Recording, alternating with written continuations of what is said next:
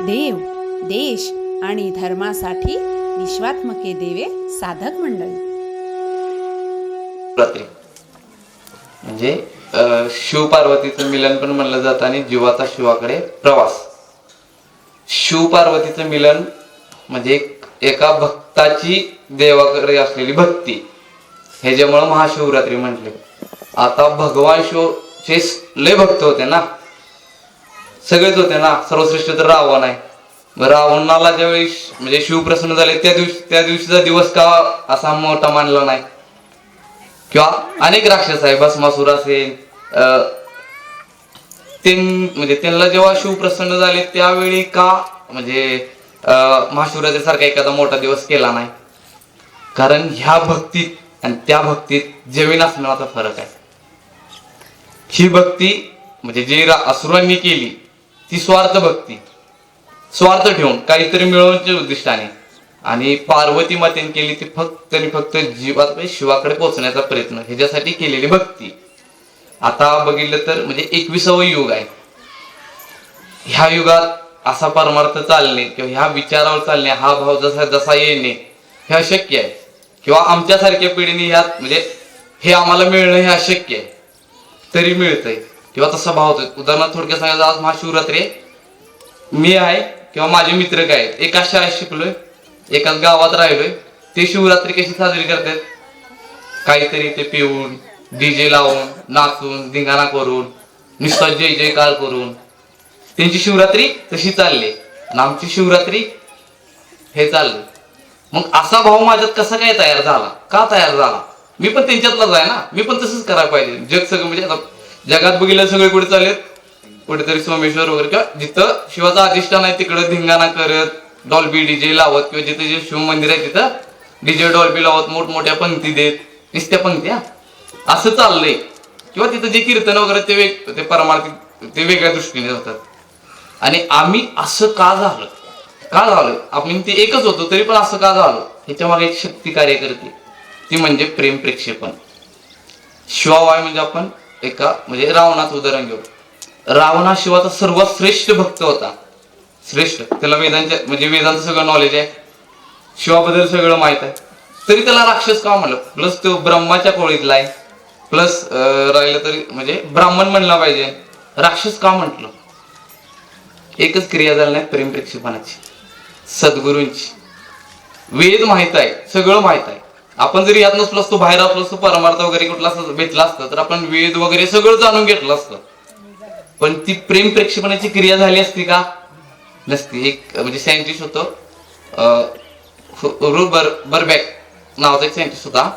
त्याने एक प्रयोग केला की त्याने आपल्या म्हणजे कारलं म्हणलं की कडूपणा आठवतो, एक सिद्धांत आहे कारलं म्हणजे कडूपणा.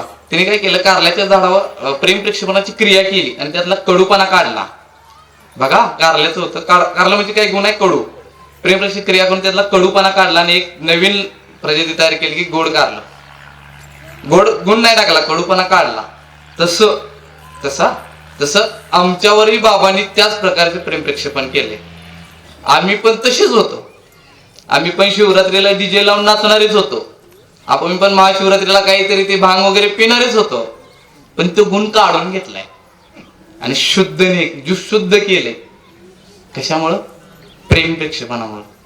आता प्रेम प्रेक्षेपणाची क्रिया म्हणजे काय आपण म्हणतो ना, जे माझ्या कुळातनं झालेले गुण माझे जात नाहीत, कुळात आलेले जात नाहीत.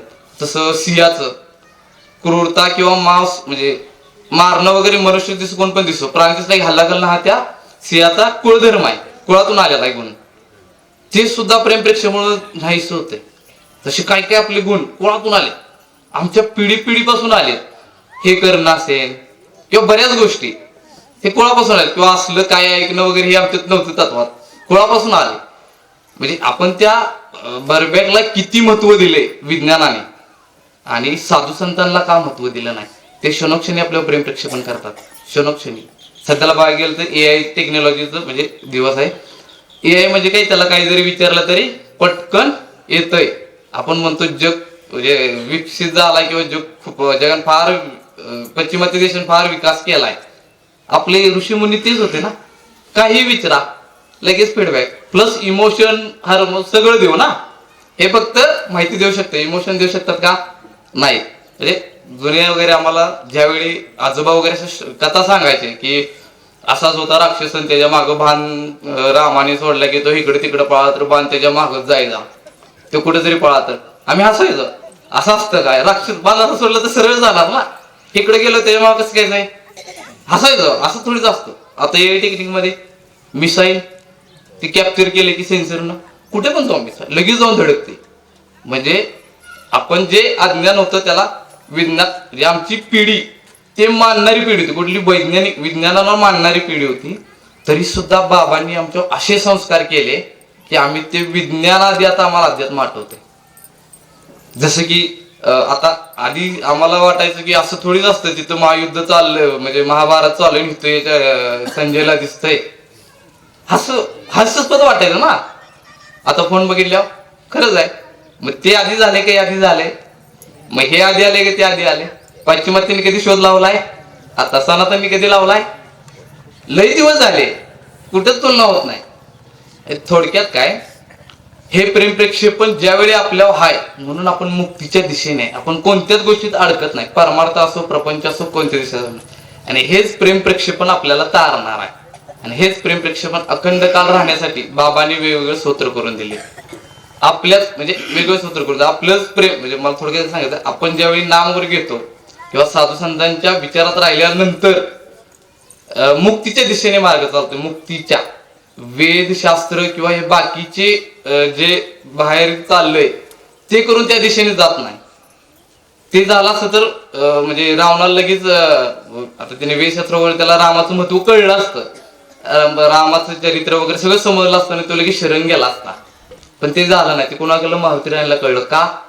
साधू संतांच्या संगतीत होते, साधू संतांनी त्यांच्यावर प्रेम प्रक्षेपण झालं म्हणून मारुती रायाला जाणीव झाली, म्हणून त्यांनी म्हणजे रामांना ओळखलं, प्रभू रामचंद्रांना. तसं आपण सुद्धा आता ओळखतोय नरेंद्र मोदींना, आपणच ओळखतोय. बाकीचे काय म्हणतात, काय जरी आलं मोदीवर जरा जरा कोण काय बोलले की आपण लगेच विश्वास ठेवतोय. आपण ठेवतोय का? म्हणजे बाहेरचे लगेच आता ईस्टर्न फाईल झालं, कोणीतरी ते टाकलं त्यात मोदींचाही संबंध, सगळे लगेच पत्रकार वगैरे ते सगळे चालूच झाले. आपण ठेवला विश्वास? नाही ठेवला. आपला का? प्रेम प्रेक्षेपणामुळे आपल्याला जाणीव आहे कोणत्या गोष्टीची? त्या चरित्राची. आता आपलं प्रेम प्रेक्षेपण बघू, विश्वात्मकी देवी मंडळीचं प्रेम प्रेक्षेपण बघू. विश्वात्मकी देवी मंडळींनी कुठेतरी धर्माचं कार्य चालू केलं, प्रेम प्रक्षेपण जगाव केलं आणि तिथं दिल्लीत आपला बाप बसला 2014 ला. कशामुळं? विश्वात्मकी देवी मंडळीच्या प्रेम प्रक्षेपणामुळे. जेव्हा विश्वात्मकी देवी मंडळी गोमातेचा म्हणजे गोमातेबद्दलचं मातेबद्दल प्रेम चालू झालं, प्रेम प्रक्षेपण क्रिया चालू झाली, गोमाता वाचवण्यासाठी अनेक दल पण तयार झाले आणि गोमातेला राज्यमाता म्हणून दर्जा सुद्धा मिळाला. आपल्याला वाटतं आपण केलेलं थोडं प्रेम प्रक्षेपण. म्हणजे महाभारतात म्हणजे पुराणात उदाहरण पण आहे, जसं की जंगल पेटलं होतं आणि ती चिमणी आपल्या चोचीतून पाणी टाकत होती. ते चिमणीला माहित होतं की होणार नाही, पण तिचा भाव एवढा मोठा होता, तिचं प्रेम प्रेक्षेपण एवढं मोठं होतं की त्या वरुण देवाला सुद्धा म्हणजे भाळावं लागलं. आणि तो भाळला, देव सुद्धा भाळला आणि त्यांनी लगेच पाऊस चालू केला आणि ती जंगलाची आग विझवली. आपलं केलेला छोटा प्रयत्न हा छोटा नाही. तसं ते केसोग्राफी मधून बघितलं ती गोगल पण रेल्वेच्या पेक्षा फास्ट चालते असं वाटतंय, किंवा झाडाची जी गती आहे ती फास्ट होते असं वाटते. तसं आपल्याला ही क्रिया बारकी वाटते पण ही फार मोठी. उदाहरण बघायला गेलं तर जगात कोण म्हणजे आमच्यासारख्या तरुण पिढीला तर कोण मानत नाही गोमातेला माता म्हणून, शेण उचलाय कोण तयार नाही, आम्ही तिला माता म्हणतोय. कसं बदल झालाय? फक्त सद्गुरूंच्या प्रेम प्रेक्षेपणामुळे. तर मला सांगायचं आहे, प्रेम प्रेक्षेपण ही क्रिया ही शक्ती फार महत्वाची आहे आणि त्यासाठी सत्संग फार महत्वाचे आणि त्यासाठी विश्वात्मकी देवी मंडळीची संगत महत्वाची. जय